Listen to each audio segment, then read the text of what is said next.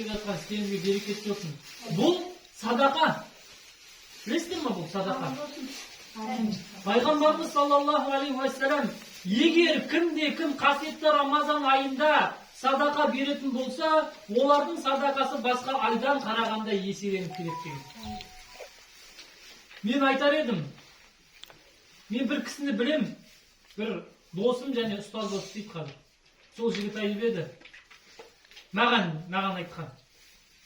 Соны сөзін сіздерге айтып жатыр. Аслан бауырым дейді, 30 күн Рамазанға аман есен жетсең, сен өзіне 3000 теңгені бөлек алып қалшы дейді. 3000 теңгені бөлек алып қалшы. Мен айтам, неге? Сұрақ туындайды ғой. Сен 3000 теңгенің әр күнінде 100 теңгеден садақа беріп отыршы дейді. Сонда қасиетті Рамазан айында 30 күнде садақа берушілердің қатарында боласың ғой. Қандай керемет нәрсе, е? Сонда сен 30 күн бойы Рамазан айында садақа берушілердің қатарында боласың ғой. Садақаның азы көбі жоқ. Бұл ең төменгі мөлшерін айтып жатыр да біздерге. Ең төменгі. Қалтамыздан түсіп қалатын деңгейдегі нәрсені айтып жатыр. Шын мәнінде ойланып қалдық. Сол сияқты иншалла біз де осыған амал етсек болады. Сонда қасиетті Рамазан айының әрбір күнінде, ертең ақиретте біздің тағдырымыз жазылған кезде, біз садақа бергендердің қатарында болып, жақсылық істегендердің қатарында болып, ізгі амал істегендердің қатарында болып жазыламыз иншалла.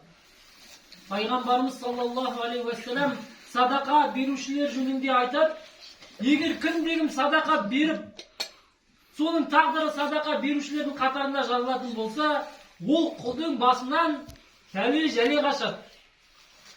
Ол құлдың басынан төніп тұрған қауіптер қашады. Ол құлдың тілеген дұғалары сөзсіз қабыл болады деген.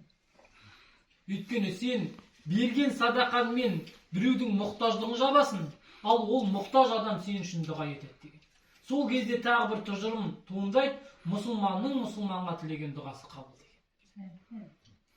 Сондықтан да иншалла біз де осы бір нәрсені өзімізге алып алатын болсақ, ол көрінбейтін нәрсе, қалтамнан түсіп қалатын нәрсе. Осы бір нәрсені 30 күн оразада, 30 күнінде садақа берушілердің қатарында болып саналатын болсақ, иншалла Алланың құзырында сол амалымыз қабыл болатын болса, иншалла бізден артық бақытты жан болмайды. Сөзсіз Алланың алдында дұғасы қабыл болған құлдың Алланың алдында да, адамның алдында да абырой дәрежесі биік болады иншалла. Сондықтан Алла тағала біздің әр күнде жасап жатқан құлшылығымызды, әр күнде жасап жатқан дұғамызды, бір-біріміз үшін тілеп жатқан тілектерімізді қабыл етсін. Алла отбасыларыңызға береке берсін. Міне бүгін Алланың қалауымен 4 күн бітірдік. Енді қалған күндерде жақсылықты мол істеген, жақсылықта жарысқан амалдарымыз көп болсын иншалла. Жақсылық тұрғысынан бір-бірімізбен әрдайым жарысып тұрайық. Алла отбасыларыңызға берекет берсін. Иншалла енді үйлеріңізге барып жақсылап демалыңыздар.